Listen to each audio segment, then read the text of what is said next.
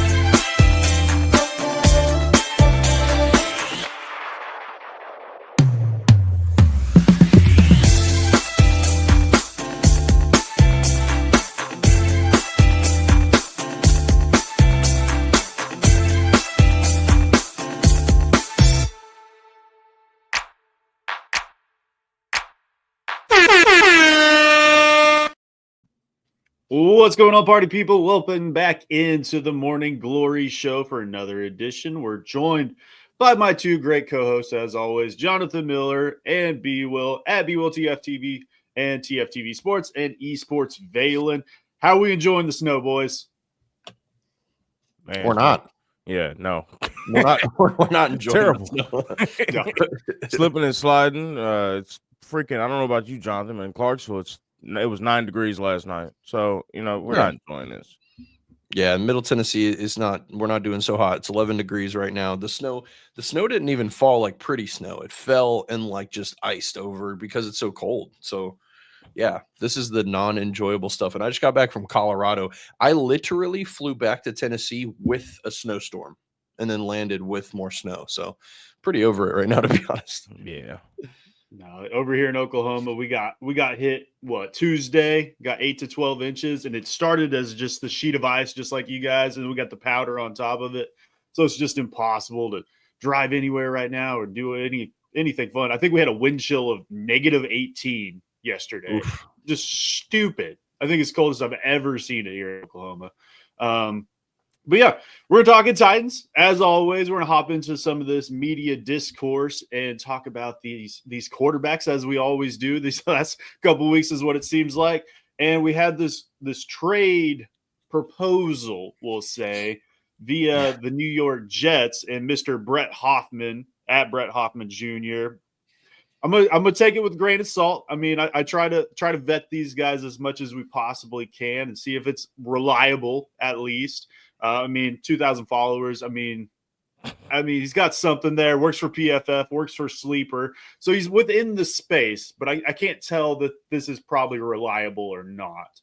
And I wanted to hop on here and just talk through this and see where we stand on it. But to start, he proposed that the New York Jets acquire the Tennessee Titans 101. But in that, New York is sending their first round this year, their first round next year, their second round this year, their second round next year, and then their second round in 2027. So 5 picks for 1 pick. With that, you have to assume they're moving up for one of these quarterbacks, and we'll talk about that as well. Either Cam Ward or Shedeur Sanders. We can probably kind of figure this is probably a Cam Ward trade based on that organization. And where do we just stand on the Titans? They're moving down to 6. At that point, you are more than likely missing out on the blue chips. 7. You're missing out on the 7s. We're missing out on the blue chips. You're missing out on the quarterbacks for sure. But Jonathan, is this something that you would even entertain at this point in time?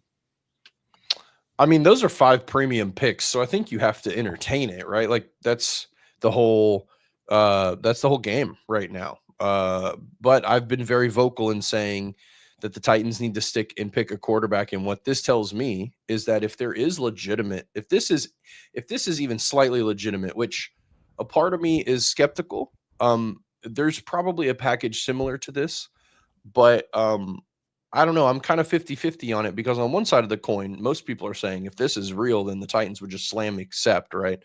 And it's a really good trade. Like, this is what the trade package should be. Like, this is the conversation. Now we can have a conversation.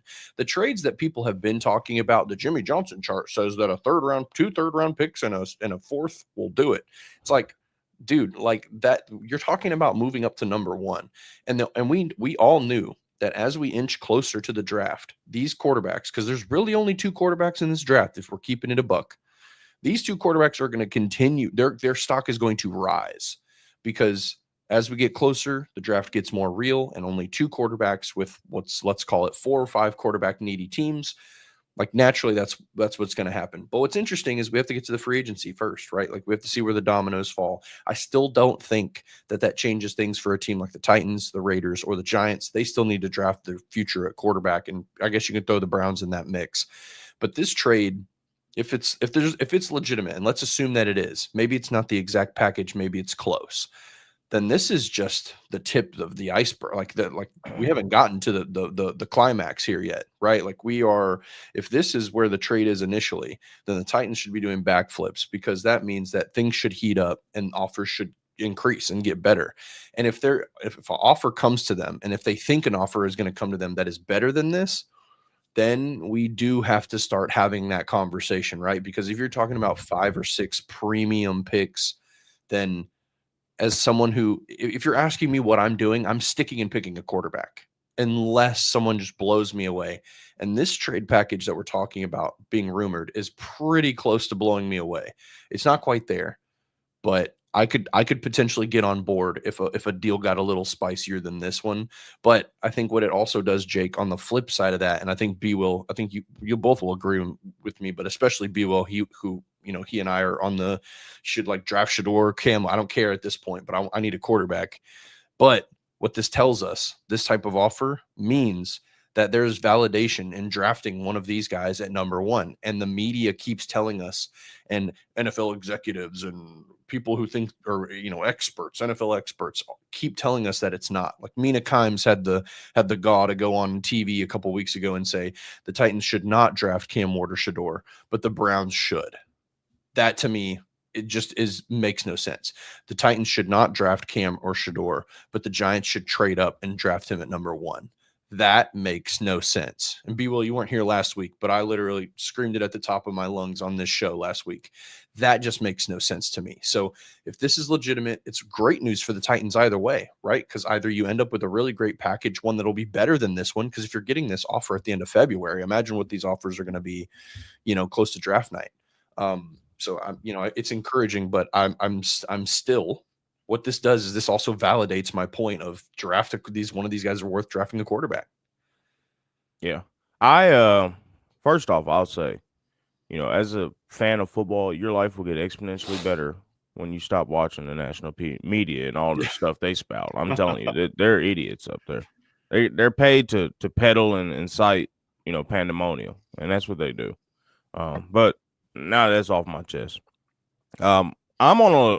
I'm really aligned with Jonathan here. I don't trust this organization to hit 60% with those 5 picks. You know what I'm saying?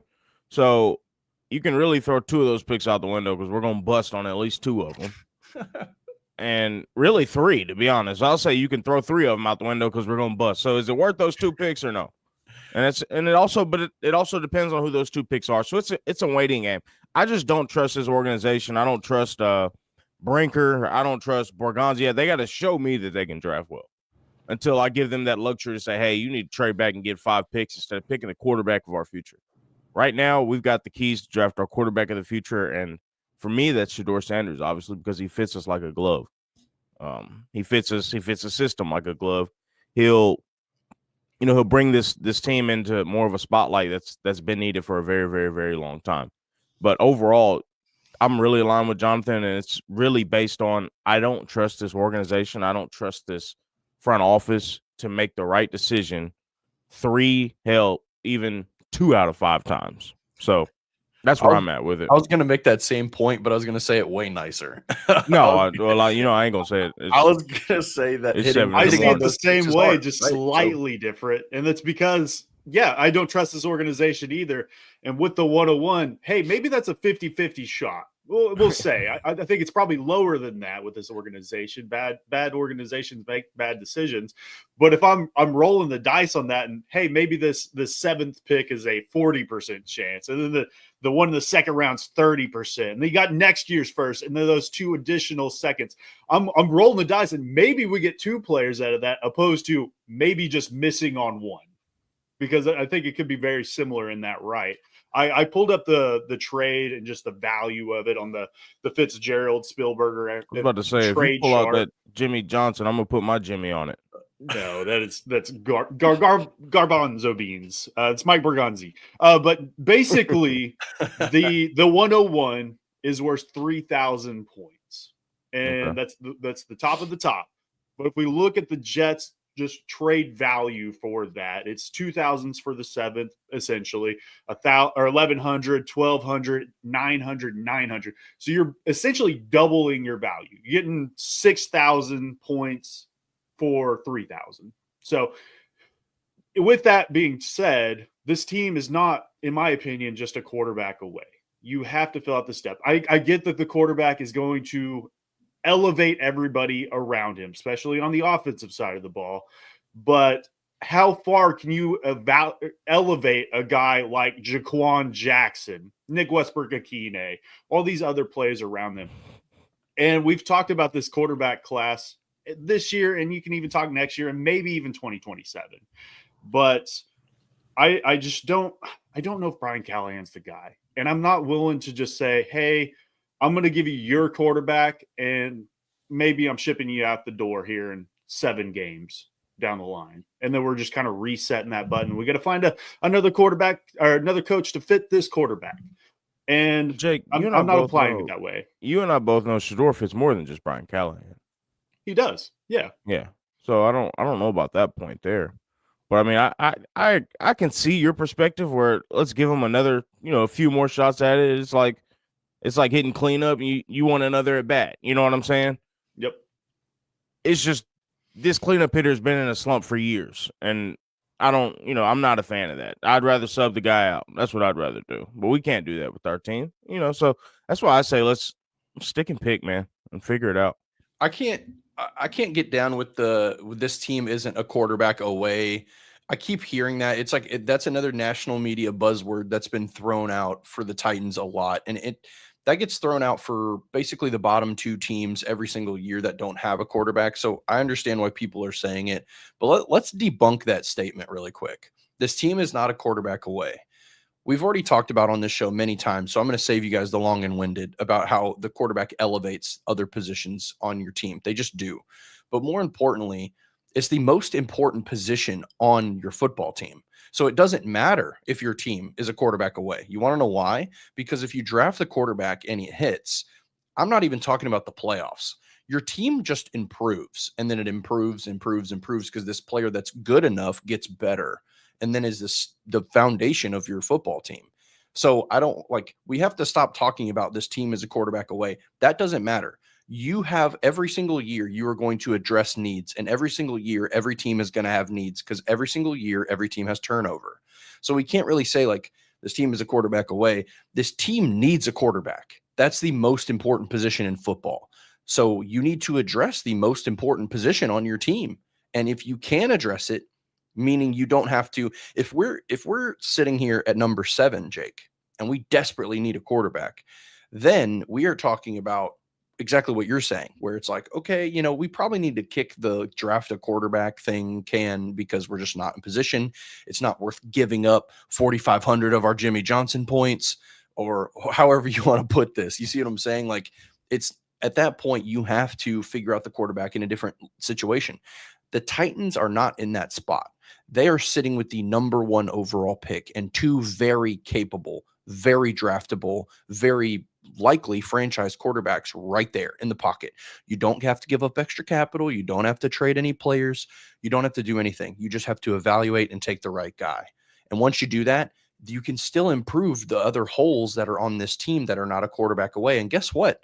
Nobody in this franchise, no fan, nobody in the national media should assume that the Titans are going to be a playoff team next year if they draft a quarterback. That's not the expectation. The expectation is to draft a guy who will be your future, and then filling all the other holes are just part of constructing a football team.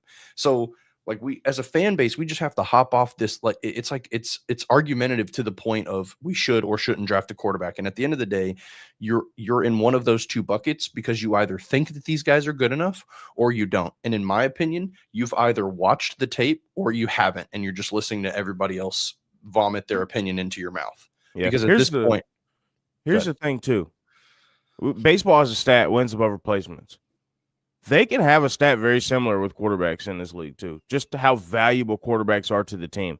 If you add an average quarterback to last year's team from week 1 on, I think you're looking at 6 wins, 7 wins right there, in my opinion, that we lost attributed just to bad quarterback play. It starts with the quarterback. I would say 6 or 7, and I don't think I'm being we had the number 1 defense in football, B-Will. In the first few weeks. Defense in football. So if anything, that goes to the we're a quarterback away argument, to the opposite end of the spectrum. And we can see there's been examples throughout history. You've got Stroud in Houston, Daniels in Washington. Those are just the last 2 or 3 years of what a quarterback can do to a team, right? They can flip a team. A quarterback can be worth anywhere from 6 to 10 wins, just quarterback, right? I mean, that's the type of impact we're talking here. And that's why these franchises gamble every year on quarterbacks, because you have the ability to have that type of impact, especially if your team is half-as decent like the Titans were. We weren't dreadful. We're not terrible. Guys gave up midway through the year because you're looking at Will Levis walking in the damn locker room with his head down like a punk. That's why. But a quarterback adds a lot to the team, and especially you have a quarterback that fits the system, that's going to fit like a glove, that's going to come in and execute the system exactly how it's supposed to be done. That makes everybody better, and that makes the team better, and that makes the record better. So you can't. There's no position in this draft that we could draft. We can't even draft Travis Hunter and he add 6 wins to the team. You can't even draft Abdul Carter. You can't draft whoever, and they're not adding 6 or 7 wins to this team. A quarterback is adding 6 to 7 wins to this team. And that's what people need to look at, because GMs, coaches, and people in that front office are inherently selfish. They're trying to keep their job. And what better way to keep their job than to double your win total from last year? I mean, these guys are selfish. And you would be too if you were in that position. So you got to think you got to put yourself in their shoes as well, not just what you think as a fan. Now, that's value to your roster construction too, guys. Yes. Like, think about it. If you were to draft Cam or Shador and they were looking promising in their young career, right? What does that change for the GM? It makes their jobs easier. You have veteran wide receivers and veteran pieces that are saying, hey, I want to go play with this young kid who looks really talented, versus the Titans, who have had the problem of they've never had a quarterback that was the reason why people came to play with them. And so that's the other aspect of it too. You can't, your team, and not to mention, your team needs a superstar. There's zero reason to get excited about this Tennessee Titans roster right now. The way that not just national media, but the way the world is perceiving this roster is You're not excited for Tajay Spears? Number 2, jersey drop. I mean, I'll be excited about just about anybody. You could bring Tajay and his buddies. I don't know, Jaquan Jackson, roll them out there. I'm going to be like, whoa, because I'm a fan, but I'm talking about the way the world perceives this team. And that's important. That's important because that leads a lot of business here. That changes the way, you add players, free agency. It changes the dynamic of everything. So I think we've pounded the table here, but to kind of close this point, Jake, on the trade, what's interesting about the trade is, let's say the Titans considered it, and let's say that they went with this trade and they found some other solution at quarterback, whether it's a bridge or whatever, then it changes the way the Titans need to draft. Because when you're picking at 7, like, who's on the top of that board at that point? A lot of the blue chip guys are all gone. Teterow and McMillan's probably not there. At what point, who do the Titans even draft at 7, right? Like, is that pick that valuable? Do they trade that one down? Like, then you get into one of these weird situations where you're kind of probably reaching for a player at 7. And that's worse than gambling at 1. I think we can work through it a little bit. And I think we go back to wins above replacement. I love the WAR rating. And just I think correlating from college to the pros is a very good distinction of that. But the one guy that led the nation last season on that was edge rusher named Abdul Carter. He Do they have added that more stat? It's PFF put it out on their podcast. He said Gotcha. that he led the nation. It's Gotcha. hard to find it. I know they keep it behind a closed gate. Probably because somebody And will pick going holes with yeah, and it's just another made up stat. Yeah. So how are they coming up with that? Who knows? But that is who led their ratings in last season was Abdul Carter.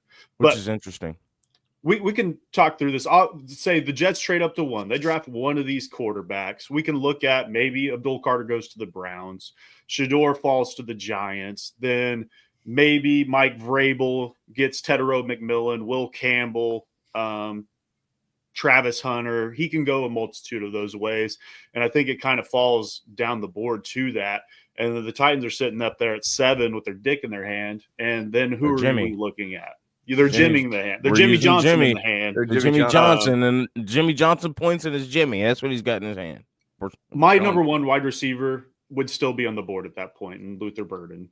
And I would just run that up to the podium. Luther Burden is your number 1 receiver? 100%. 100%. I don't think it's relatively close. Luther Burden did not play he didn't have good quarterback play this past season.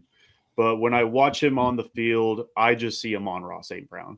And Tedero, I think he's a very talented receiver as well and probably fits what Callahan wants to do more than Luther Burden. But with that size, I don't like a wide receiver that tall. They're limited in what they can offer to you. And I just prefer Luther over him. And behind even that, I might even go Emeka Ibuka over Tedero as well. At 7, Jake? Not at 7. Not at 7. I'm just saying over Tedero. Okay. Jake, I would take Luther at 7, though.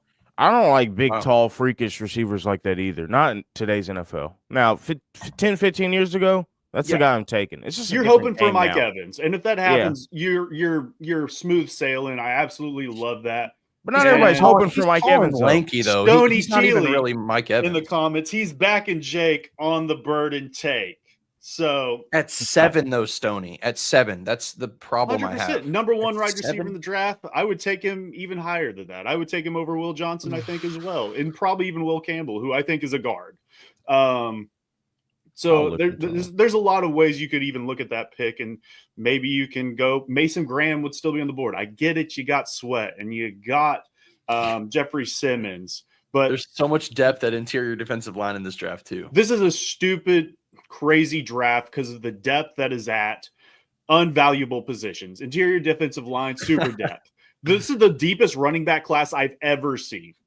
You could go 30 deep, and I would still be happy drafting them in maybe the 5th round. It's stupid crazy. Let's get back on the war topic real quick because I like I like where you were going with that. Do you think so? The war is going to be different for the college game and NFL game. I think we can all agree on that, right? Mm-hmm. So, do you think an edge will have? And it will. If I were to say war in NFL, I would say edge is probably 2nd behind or 3rd behind left tackle and quarterback, or tackle and quarterback. You know what I'm saying? Mm-hmm. So that's why it would hurt me to take an edge that high. And organizations do this all the time when they're looking at free agency and drafting anyway. So I'm sure they have their own metrics. But I would be eager to see what Shador Sanders' war was in at Colorado. Because it's got to be incredibly high. We got to think they went 1-11 the year before he got there. That's what I'm saying. Yeah. And they won 9 games last year and go 9-7. I don't remember. Yeah. But you got to look at that and everything around it. How much did Travis Hunter add to that as well? Yeah. And these additional receivers. And we have to remember, this isn't player X equals this many wins. It's above replacement. So how much better is Shador Sanders over Will Levis? Yeah. Well, no. So it's like it's going to be a decent amount, and it's going to be higher than the average. So you have to think about that. But what is also the difference between Abdul Carter and Arden Key? It's going to be a big difference. You're right, though. With the Abdul Carter and Arden Key, yeah, you're right too. But why compare him to Arden Key? I don't think there's a wrong decision to go about this, but I'm just looking at what this value of the trade could provide to him. And I'm not saying, hey, don't draft a quarterback. I'm saying probably just don't draft one this year. We're going into next year and we're going to have a decent pool there. You have the 2 first rounds at that point in time. So maybe you believe in that. And maybe you believe in the guy as much as you do Shedeur Sanders or Cam Ward this year. But you have the firepower now to go get that guy. And you have the infrastructure around him to provide him with help early in his career. That's kind of just how I view it. That is assumption. So I'm just willing to bet down the line. You're betting on a process we haven't seen yet as well. Yes. Yeah, I'm not doing that. And you're betting that more quarterbacks are going to come out in one draft, so that way you have a shot to get up there too, right? It's like you're betting multiple times. Yeah, it's a lot of dice rolling, which don't get me wrong, like if this Jets proposed trade is even moderately accurate, right? If we're going to get this type of package, and like I said, if you have this type of package being proposed right now, then it's only going to get spicier as we get closer to the draft night, right? So if you're talking about something even better than that, then that's where the Titans do have to take fair consideration into what they're going to do here. And I think what's going to happen is they're going to go out and get a veteran. I don't know who that's going to be yet, but they're going to sign a veteran that's going to look like the starter on this football team. And hell, they probably the guy, regardless of who they draft, should be the starter. But what's going to happen is that then the entire NFL world is going to go, okay, the Titans aren't going to draft a quarterback, right? Like then it's like, oh, they're going to draft Abdul Carter for sure. And somebody else is going to move up. And then they're going to drum up this interest, and then they should probably still draft a quarterback. But if the trade offers get better than that, I mean, I can see it. I see it. Look, having an additional second-round pick over the next 3 years, including in this one, like that's a ton of value. That is crazy value. But you know, that it just gets hotter. And that's how you know, like if the Titans draft a quarterback at 1, despite that, then they're going to be super convicted, which is what you want from them. And yeah, we'll see. So I will say go ahead, Jake. I was just going to say, if we can just look at history, I believe history repeats itself. And I think this is a level of trade of Chicago and Carolina. It's just kind of our most recent reminiscence of this. And you can even look back at the Titans last time they had the first pick potentially. But I don't think anybody's arguing at this point in time that Chicago's not in a better space than Carolina is at this point in time. How the team that usually trades back, I feel like usually almost more often than not gets the better end of that deal. I just want more up at bats. That's all it is. Quarterback. What happens if Bryce is the guy though? What happens if I think Carolina got the better quarterback? If Bryce comes out next season with the Panthers and starts slinging it like he was towards the end of last year, slinging his Jimmy everywhere, and ends up being the guy, then all those picks, it doesn't matter. You hit on your guy, and now your team's going to improve. You know what I'm saying? So it's like the chicken before the egg conversation is going to continue to happen with the quarterback situation, and that's the thing. Like you can't really be mad at either side in that situation. Like you know, you're trying to get your quarterback of the future. The difference is the Titans don't have to make that trade. They can just sit and pick that guy. It's the same thing that the Texans did. It's the same thing that the Cardinals did, whether you want to say Kyler's a guy or not. But you get my point. So this is going to be a really tough decision. But the funny thing is, regardless of what these offers are coming in, if the Titans feel convicted one way or another on one of these guys, and I think they might, I think it's probably front office being really heavy on Cam Ward and probably Brian Callahan and maybe a couple other coaches really, really fond of Shedeur. Either way, one of these guys should be the quarterback of the future for the Titans. But there's still a lot of time to mull this over. But here's the good news. Here's the good news for all the fans and everybody listening right now. Regardless of what we're spouting back and forth here about these quarterbacks, their front office is going to do proper due diligence. These guys are watching tape. These guys are talking to teammates. These guys are doing all the proper evaluating. They know that these quarterbacks are good, and they know that other teams are going to watch the same tape and think the same thing.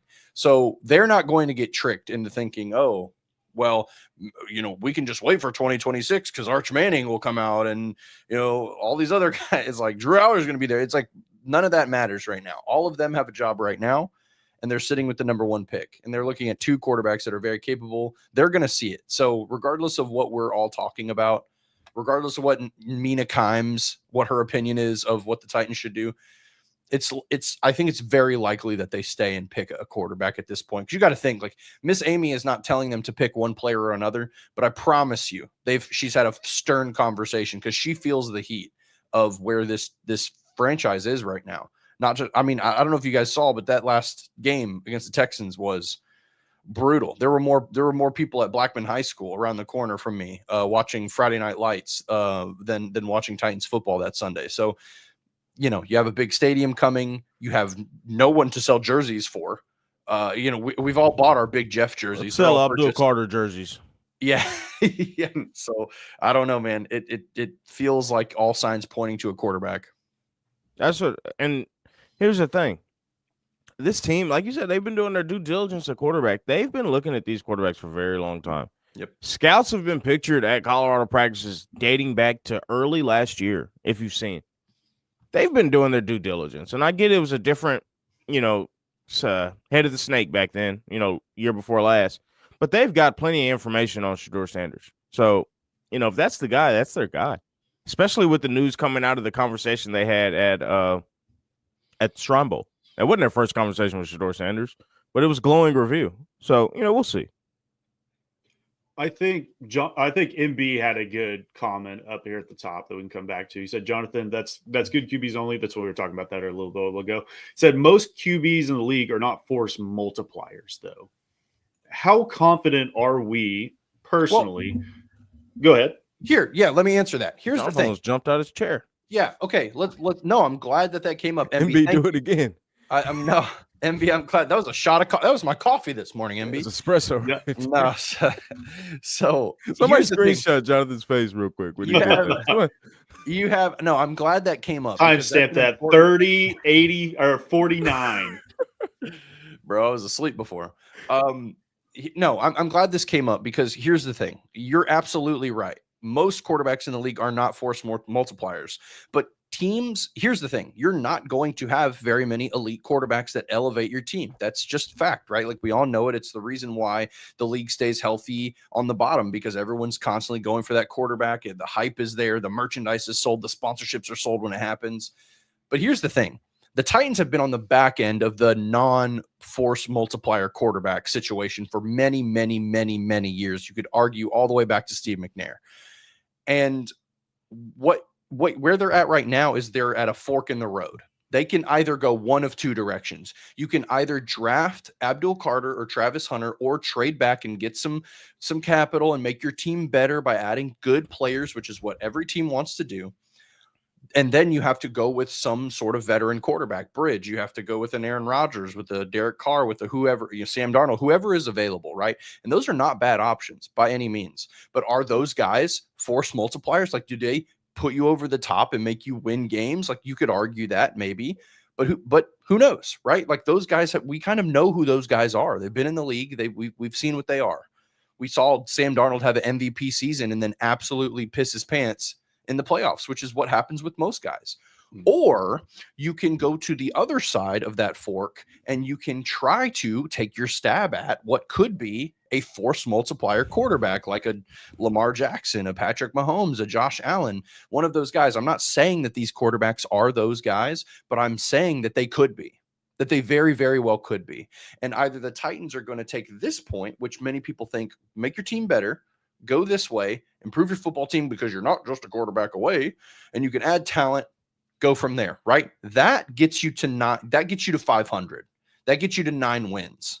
That gets you to maybe squeaking into the playoffs and then getting bounced in the first round. That's what that direction goes. Then you build around that. That's where you go to Abdul. That's where Abdul Carter gets you. Great player, but that's where he gets you. This direction could get you 4 or 5 wins next year. But are you playing for next year, or are you trying to build your franchise around the most important position in all of sports? And then who knows? Maybe that position gets you to, maybe you have a CJ Stroud or a Jaden Daniels type of year. Possible. Not saying you draft them for that reason, but possible. And then you get the guy that you build the team around. You do the same thing. Roster construction has to happen regardless. But what I'm saying is for the Titans, they can either take a stab at getting a guy that they've never had or they haven't had in multiple decades, or you go in the same direction that Ryan Tannehill and a good defense and a Mike Vrabel. Do you want to build the Mike Vrabel team again and do that again? Or do you want to transcend Titans football and what it's been for many decades and go in the direction of modern NFL? Those are your options. That's really good. And also, if we look at this draft, there's tiers to the force multipliers as well. You got Mahomes, who was a 10x multiplier. Yep. And you've got a guy like Lamar Jackson and Josh Allen that are 8 and 9x multipliers. But then you have a Jared Goff who's like a 4x multiplier, right? So there's tiers to this. And do we have any 10x multipliers in this draft? No. Probably not. Do we have any 8s in this draft? No. Probably not.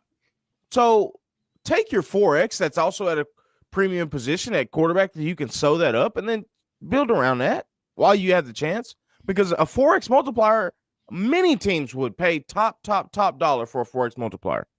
They would. And I think Shador can be a 4x multiplier. I know this is all arbitrary numbers we're throwing around, but that's what you got to look at. It's nuanced. You're right. I do agree with that. I just when I look at some of those guys, and you're talking the top 4. There's 28 other starting quarterbacks in the league that were hyped up as that coming out in their draft as well. So it's a very slim chance, is all I'm saying. We're more than likely landing amongst that top 16-ish. You're getting a Dak Prescott. You're getting the Kyler Murray, like we talked about earlier today. So you have to take that shot at some point in time, though, and I do 100% agree on it. I just don't know if now is the time to take that shot.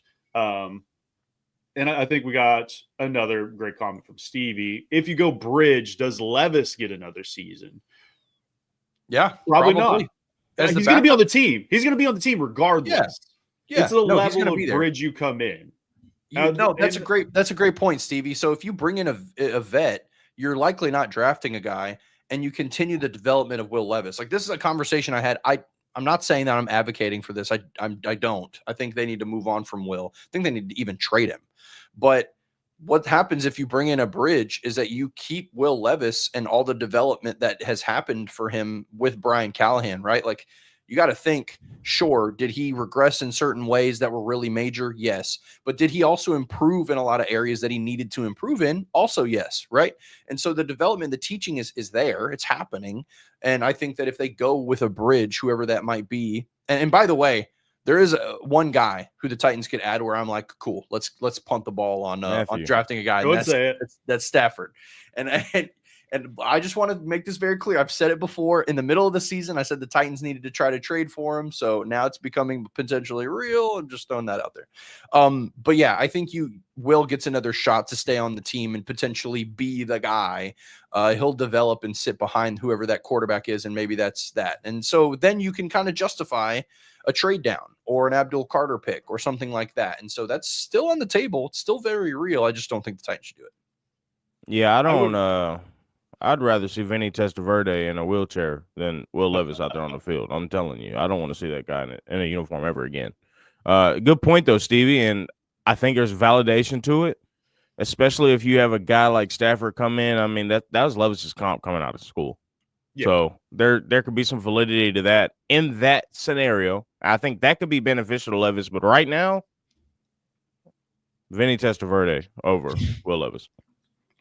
And I think, Jonathan, you brought up a good point. If they do go quarterback at 101, you could potentially move Will Levis for something down the line to one of these other quarterback needy teams. There's 4 free agency options as far as the quarterbacks go, maybe this next season.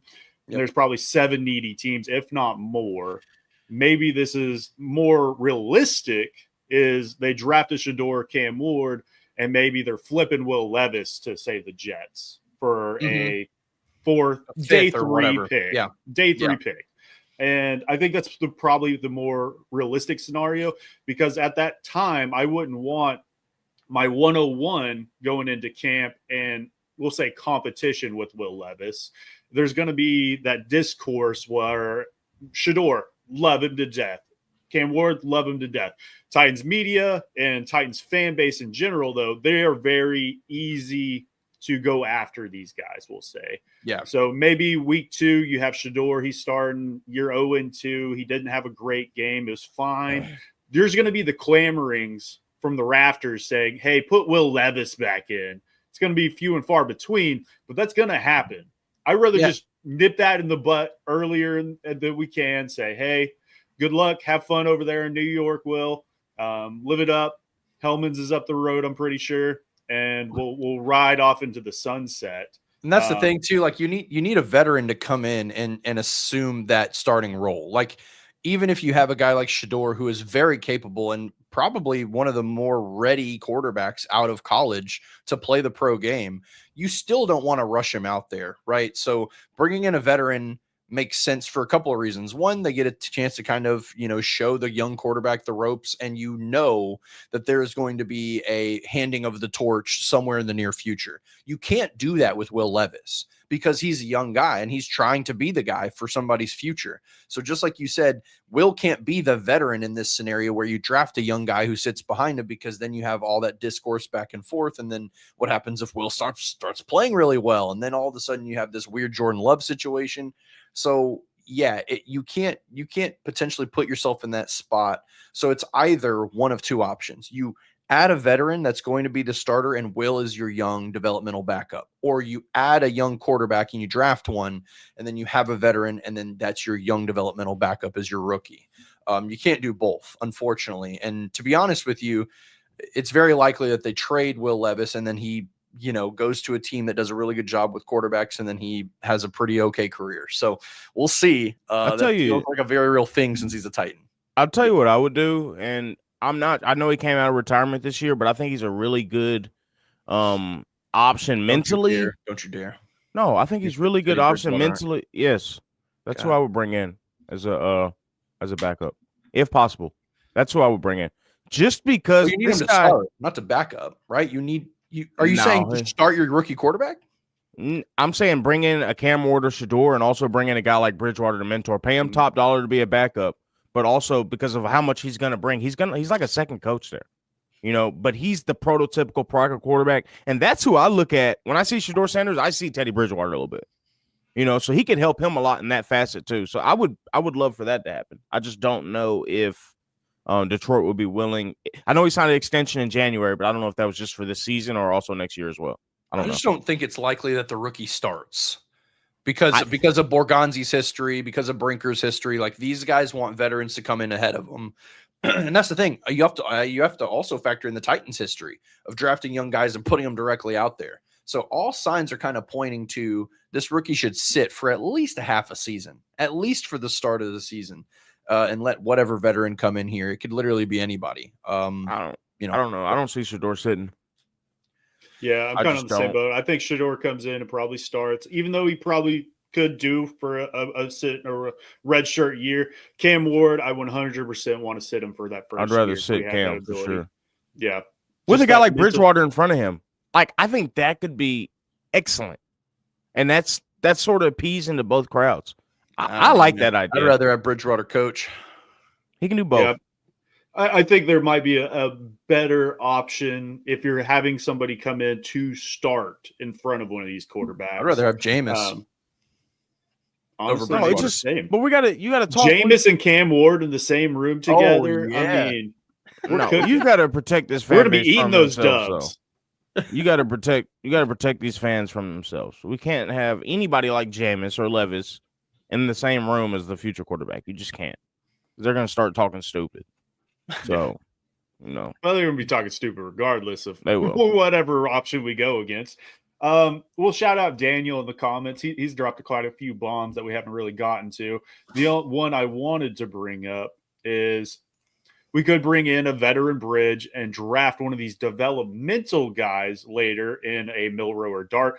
Dart's getting hyped to go in the first round right now. And I think there's smoke to where there's fire. I don't agree. No. Don't agree. This is Hendon Hooker all over again, guys. You got to stop. I don't think Dart's that bad, but he's not bad. He's just not good either. No. Hell, I don't think Buddy from Michigan's a first-round quarterback, but that's just me. McCarthy. It happened. Yeah, I 100% agree. 100% so, and he went. That's why I think Dart is somebody's gonna pull the trigger. It's probably gonna be Pittsburgh if I had to guess. But McCarthy would have been the first overall pick this year. B. Will. No, he wouldn't have. Not if I had anything to do with it. But Mina Kimes I wouldn't let that happen. Mina Kimes, and I like Mina Kimes. And I was about to say the same thing. It's like this is one of the ones I respect, but she out of pocket with this one. Yeah. And I mean, I think that puts us into a good place. Jalen Milroe, 100% out. Watch the Senior Bowl. It did not look acceptable even as a backup, in my opinion. Maybe that's the guy you can bring in and develop along. I don't think Dart's going to be there, even in the Dart second goes round. top 10 last year. He does. God. I'm telling you. McCarthy went 7. Dart is going top 10 last year. He would have. I'm telling you. I like Dart. I like Will Howard. That's That's my draft elemental guy right now. I like Will Howard quite a bit. I like Will Howard as like a fourth round, fifth round. Yeah. I couldn't. I'm sorry, and I'm really good about looking past helmets and jerseys and all that, but I could not look past number 38. It just skewed my whole evaluation of him. Sorry. Terrible number. That's a guy that I can't comment on. I'm not big on the numbers game. I don't give a shit about that kind of thing. I can't. Will Howard to the Browns, baby. Let him cook. Let him cook. Yeah. I think that kind of puts a nice bow on today's show, guys. I appreciate everybody in the comments, from Stoney to Derek to Amar, Jim. I mean, if we didn't get to you, apologize. MB, we'll get you next thank time. you, sir. Yeah, MB, definitely hopping in here. And we had Evie, Anthony Russo, the Jets fan, on the show as well. So he doesn't want us to manifest this at all. But hey, let Borgonzi cook. Let him do his thing. And we'll catch you guys next Thursday. Love you, mean it. Peace.